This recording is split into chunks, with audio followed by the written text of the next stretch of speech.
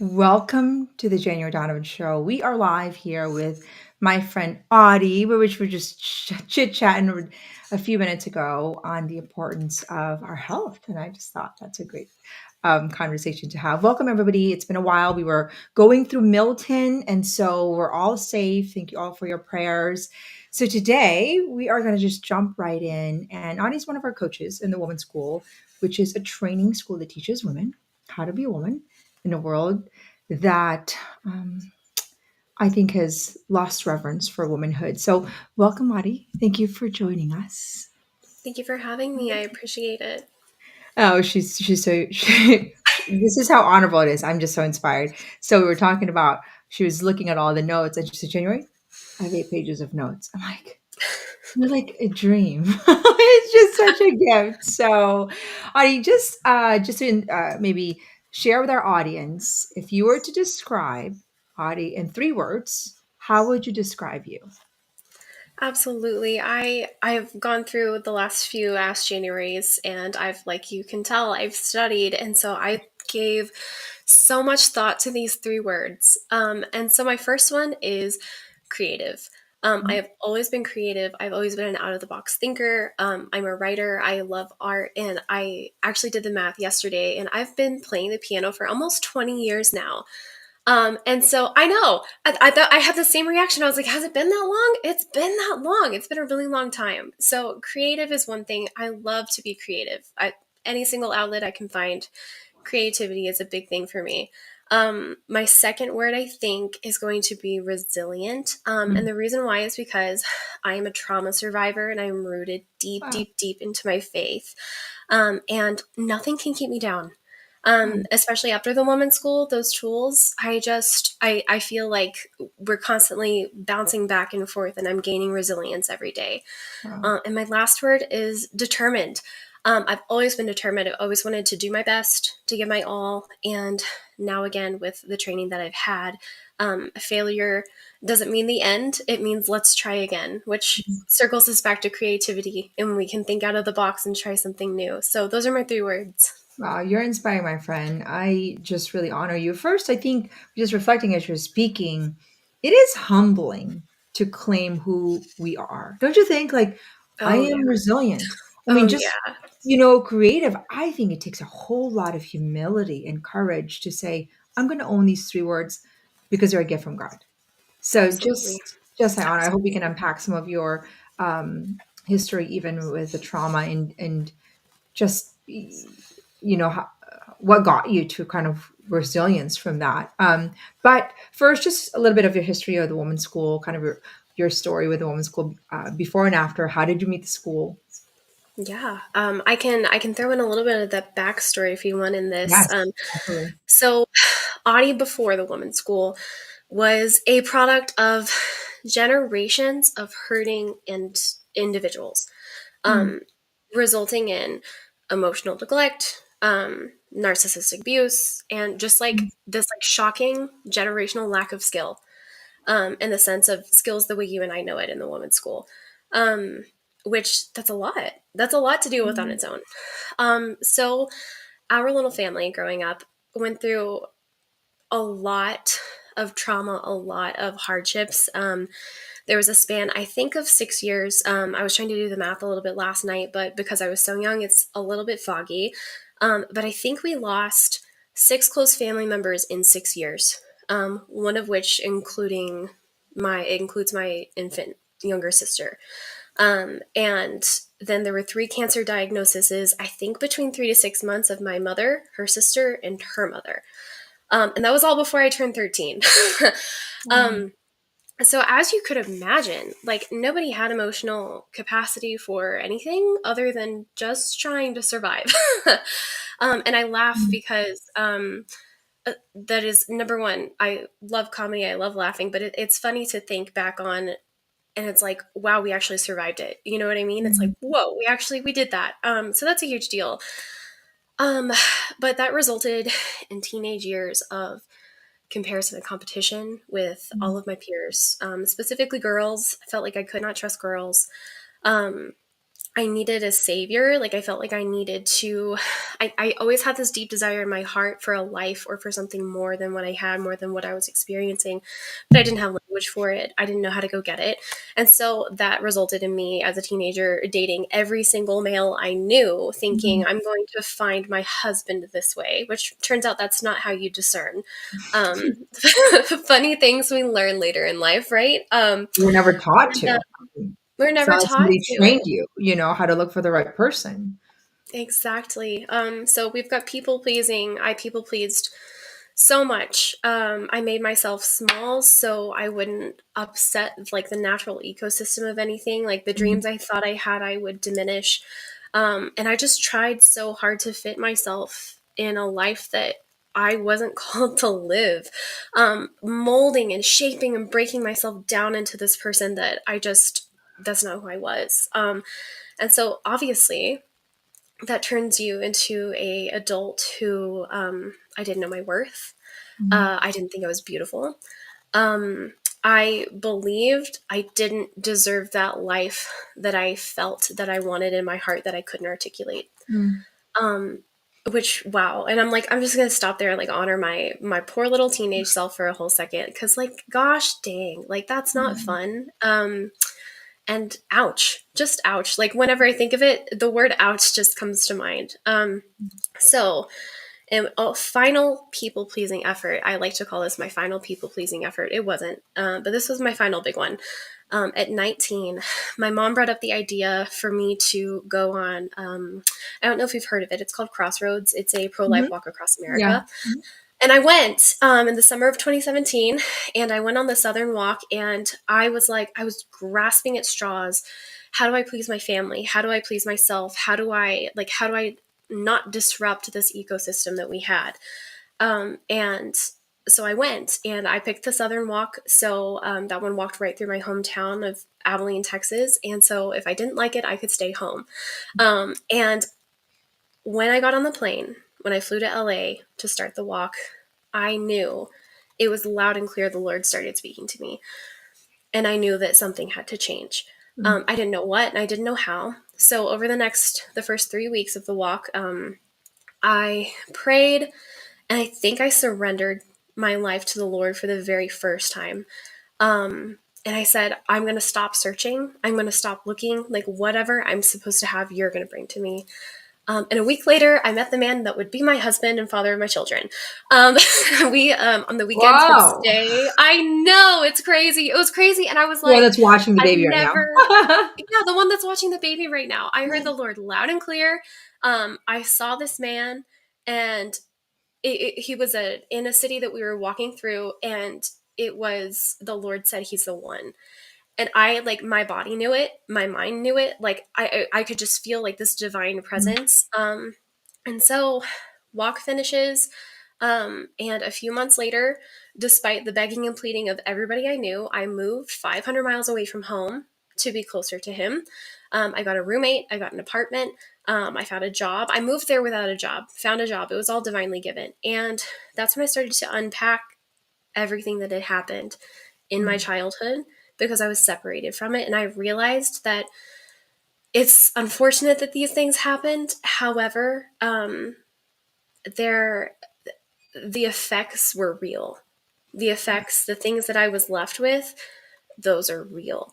Um, so by the grace of God, we got married. I have a 2-year old, and I'm currently halfway through my pregnancy with our second. And it's been amazing. It's been an amazing journey. I've gone through some therapy, some EMDR, and I found some healing, but nothing quite worked. Then during pregnancy, we kept this pregnancy very quiet until literally this last week. And this last time we didn't do that, so I had a lot of opinions, and I didn't know how to basically put those out of my mind and decipher what I wanted. So I had some just pregnancy like overload. I had birth trauma. They went to give me an epidural. They punctured my dura and injected the epidural right into my spinal fluid. So I almost passed out right there on the bed. So it's like all I hear in my story is trauma, trauma, trauma, and I've replaced that with resilience, resilience, resilience. Like we're not going to stay here. We're not going to stay in this trauma, and the reason why is because of the women's school. Mm. Coach Reagan, Reagan Clement, she and I are from the same hometown. There's enough of an age gap where we didn't really connect as much while we were there. However, we grow up, we move away, and we connected again. And it was because she had started with you guys, and I said no to her for 10 months. And then finally, after a postpartum depression episode, said yes. I asked my money, or I asked my husband for money we didn't have. And Mm. almost immediately I felt the effects of becoming skilled, of just knowing my worth, like, oh, God loves me. Like, and he actually loves me. Like, no matter what, there's like this love, there's this root of worth that like I don't have to go and get. Um, so yeah, after doing that, it took about 3 months. I had an interest in becoming a coach, and my husband just jumped all over it and was Mm. like, absolutely. I was thinking about being a wholeness guide, and he was like, no, go all the way through. And I was like, we still don't have this money. And he's like, we're going to figure it out. Like, this is what we need. And there was conviction from him, conviction from Wow. me. And it's wild. So now I'm writing my first book. I'm blogging. I'm running a online community with Reagan called the Rising Tide Fellowship. And I'm Mm. coaching women who are also other trauma survivors to find freedom and fulfillment. Wow. Well, that's a whole lot. No, I mean, it's a whole lot of uh, deep into your awareness of your honoring your past, understanding who you are, and using it for the good. You know, Absolutely. and so thank you for sharing that. And it just brings me so much joy that um, you're doing something for this trauma survivors and to honor your own wound by helping those that have been wounded. That's what this work has been about, you know, is giving women the courage, right, to Hmm. know that we've all been wounded, but we Yeah. can't stay there. We have to find, you know, heaven from the cross. You know, we have to find that Absolutely. joy from that. So thank you for sharing. And I know that women out there Yeah. probably have been a trauma victim. I hope that they can find you and Reagan and seek you out through this podcast. And you become that guide for them in a very that specific I would say journey that women, so many women, millions of women are going through, and not knowing their worth because of it. Absolutely. So I am excited that you are excited about health and excited about not just the Yeah. physical health but the mental health, right, the total health Absolutely. of the woman. And so I want to invite anyone here who wants to even consider maybe Audie for any kind of integrated health coaching. And Reagan, I don't know if that's something that you do also in the Rising Tide. Rising Tide. In the Rising Tide, we do have a health coach, an integrated health coach. Oh, She's amazing. phenomenal. Yeah. Amazing. Amazing. Well, awesome. Well, thank you so much for sharing. This is the time where we actually flip it kind of halfway through. Yeah. So bring in all your questions, Audie, and I'm I excited. excited. All right. Most of these questions I wanted to gear toward women like me, women who have been through certain types of any abuse, any type of abuse. And so my first question is I want to start with limiting beliefs. Mhm. I know that I think it was there's a specific limiting belief that you had mentioned. I think it's that Filipino women will never be as beautiful as American women. And I think it's so funny because you're one of the most beautiful women I know. Like, I'm just gonna put that out there. And I'm like, I'm just gonna put that here. And do with that what you will. However, that is so I feel like that is so common. For us to not be able to like to see it. Like, I didn't think I was beautiful either for a very long time, where I was just like, oh, I am a troll. I don't know how I'm making it through life. And so with the limiting beliefs that we have, and specifically with trauma, we can find ourselves coming back to the limiting beliefs because they're comfortable, Yeah. and talking ourselves into believing them. And so before women even know their worth, before they're even able to dive in, to like even becoming aware of what it means to have worth, um, a struggle I found is bringing awareness, just the tiniest bit of awareness to these women that they're stuck in this limiting belief. And so I Yeah. don't know if you have something that you could speak to those women in that sense. Yeah, in my experience, you need coaching, you need help, you need therapy. I Hmm. mean, because I could tell you, your worth is unconditional, but what we know with the brain, it only goes into the 5% of your brain. So Right. it just doesn't, this limiting beliefs is not going to be undone by simply sort of telling that woman. It's like Yeah. somebody who can't receive a compliment because they don't actually really believe it, right? So for any woman out there who's struggling with a limiting belief, like you have to work with someone to actually kind of undo it. Number two, you have to replace it with a new belief. So let's just say, I'm not beautiful, right? Like maybe that's a limiting belief. Rewiring that, impressing in our subconscious mind is only half the part. That's why the woman's goal is both Yeah. mindset and skill set. Because you could say that all day long and never believe it, because the second part is, what are the skills necessary to actually become a beautiful woman, Yeah. right? So you won't believe it until you see it for yourself and an interior transformation. So for example, limiting belief, I am beautiful, my worth is unconditional, right? So Hmm. now develop some of the skill set. What are some of the skill set? I'm honest. I am a woman of my word. All the skills, hundreds of skills that we teach in the women's school, gives you evidence of the limiting belief that you're trying to replace. Otherwise, it's not going to be a sustainable replacement. It's almost like this affirmation that's kind of like everything is mindset. I'm like, well, you it all has to be both. You have to change your mindset, but it's not going to be sustainable and you change your skills. So if I'm healthy, I'm healthy, I'm healthy, I'm healthy, but I don't develop just the skill of developing a routine that gets me into working out or exercising or moving or eating healthy, it doesn't matter. So Right. that's what I would say with somebody, the trauma victim, is that there has to be a real intentional effort to shift the mindset, but develop skills, because that's going to get you out of trauma. Because every skill that you're able to develop, let's say boundaries, let's say effective communication skill, that is one step closer for you to using your trauma as a contribution to other people, which draws in greater healing. Otherwise, the Absolutely. trauma becomes sort of this victim because it goes nowhere. Yeah. Absolutely. You had said intentionality, and that really stuck. I had just posted on my Instagram about that this yesterday, actually.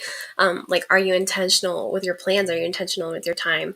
And being intentional on our healing journey. So I definitely can see how intentionality is like one of the biggest keys to figuring out, like, okay, am I being intentional living my life, or am I being intentional being a victim? Um, Yeah. Most wow, people are that's not thinking powerful. about what they're thinking. I'm sorry, I didn't mean to cut you. I thought you were done. Um, No, I just said it's powerful. well, yeah, well, it is in a sense that it's simple, but you would be surprised. Most women are not trained to think about what they're thinking. So Yeah, we're not going around saying, do I value myself? We're not honestly thinking, wait, am I important? We're busy.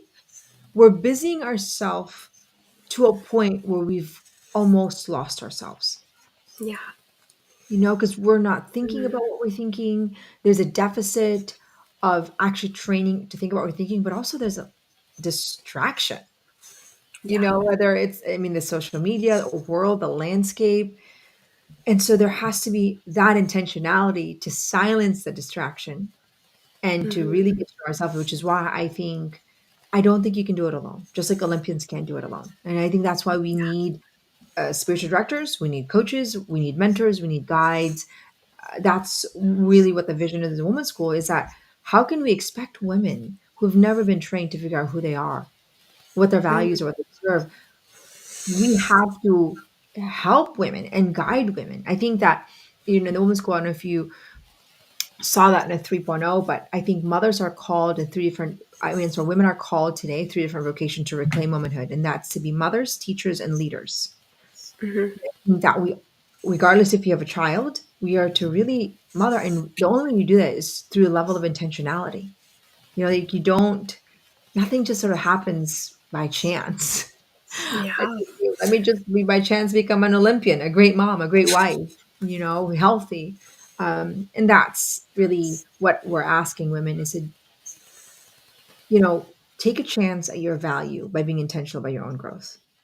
yeah. I feel like when you said that, I know that a lot of us, like, we get stuck in the faith without the works. And so Mhm. I know I've heard someone say before, like, if God wanted it to happen for me, he would make it happen. But yeah, no, we are 100% called to go and make it happen with his blessing. Like, we're supposed Okay. to hear that call and run toward it. Can we just go there real quick? Because you know how many So let's do times it. I have heard it? If God wants it, he's going to make happen. Just pray about it. And I mean, by the way, we should pray our way through everything. Our breath should be our prayer. But, like, you know, we are responsible. That negates a woman's responsibility to take action towards a life of virtue. It just does. Yeah. It's like, well, maybe I should have not gone up in the morning because if God wanted it to happen, he's going to happen. That job that maybe would have made me better planner, better at speaking, better at organizing. God didn't make it happen. Or were you negating your potential that God gave you? Did you bury your talent under the sand and expect God to, multiply it? I just think we we have to take ownership for the gift that God has given us. And ownership Yeah. is, the development of both our mindset and skill set. And I just think we need to stop making God our scapegoat. Absolutely. Absolutely. We have to create with him. He gave us free will. And, it's like, well, if God wanted me to be healthy, I guess I will be. I'm like, well, no, actually, you should probably say no to that donut. It's just, Oh, that's good. Oh, January, this is so good. I feel like we could talk about this forever. We could just go on. I am well, going to I pivot think us it's to another important. question, if that's Yes, yes, okay. yep, that's kind of brings another question. Um, the next question, the next thing I think is really surrounding managing critics when you start this journey.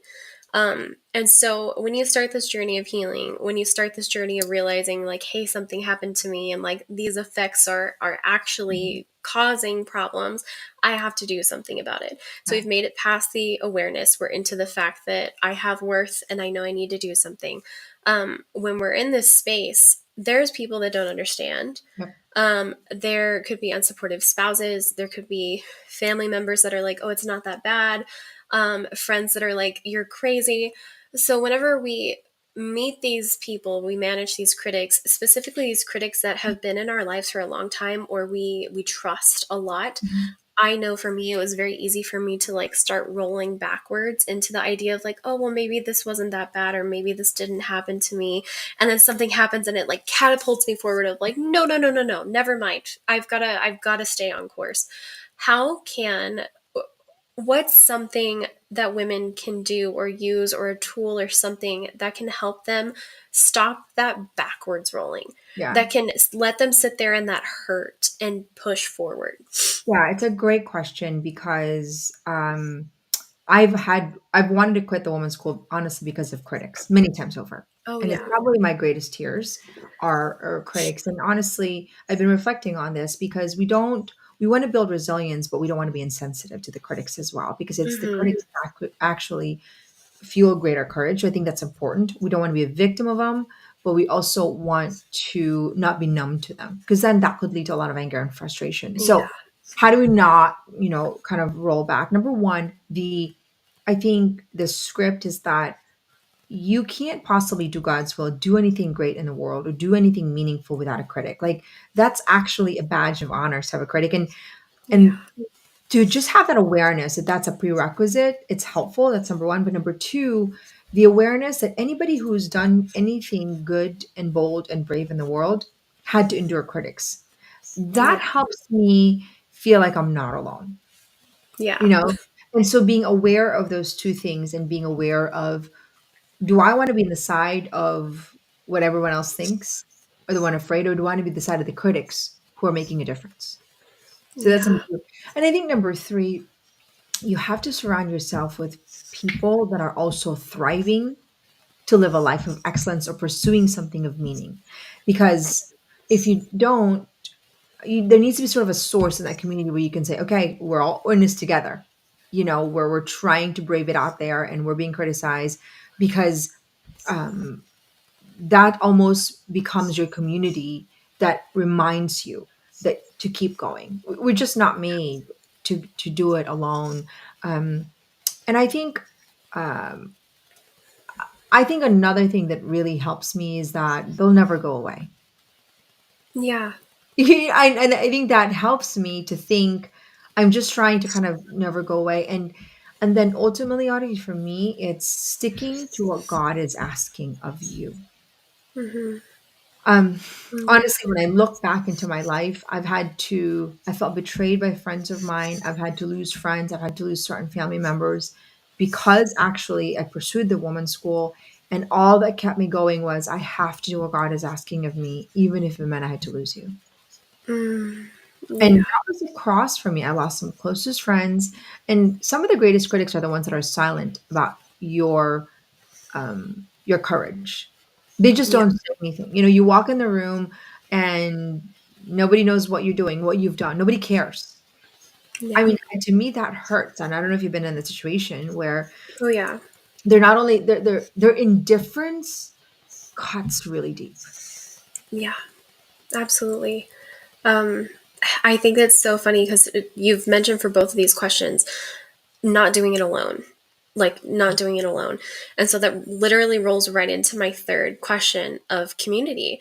Yeah. Um, we have women who are have been so hurt and have been so like have been manipulated and have gone through extra trauma because of bad community, Yeah. and because of these women wounds of comparison and competition and not being able to find a safe place like to land in a community is a safe place to laugh, to cry, to share, to hold each other up. And I think you've done a fantastic job in the women's school and in the wholeness coaching school of modeling that for us and what that's supposed to look like. You show up authentically as you are. And there's been times I come to meetings looking great. And then there's times I come to meetings with no makeup on and my hair is a mess. And I just get to show up and I get to land. And you've created a space like this. We've created a space like this in the Rising Tide as well. And there's so many women out there that are just hurting and they're afraid to take that jump into the women's school. They're afraid to take that jump into the Rising Tide or that church group or something because of these wounds. Mhm. How do we help them? How do we help them trust again? How can we show them who we are and have them trust us? Yeah. Well, it's a really challenge. It's a great question. It's a challenging question because there's a variance of wound in different women. Honestly, for me, if I know it personally, I just go head on. And what I Mm-hmm. mean by that is that I know, for example, you have a friend, and depending on the circumstance, there's a lot of communities out there that are steeped in comparison and competition, and that's a win for a lot of women. Um, if you're looking for a community that's going to let you grow, that's void to that. Like, just be very transparent about it. That's kind of, um, I think that's number one. I think your authenticity about it is going to show right through. And thank you for honoring that about the woman's school. I think it's also because I'm fierce about it. Like and I think we should fierce about. We should communicate very clearly the comparison and competition on a consistent basis because it's such a world wound. Women are so wounded by Mm-hmm. it that we Yeah. have to be almost extra in our ability to kind of remind everyone, Yeah. that this is not a place of comparison and competition. And I think the continuous reminding of that gives them a safe space. Okay, I can trust this. Um, However, I think that women are not going to get healed from their trust before they have the formation. I think they actually get healed Mm-hmm.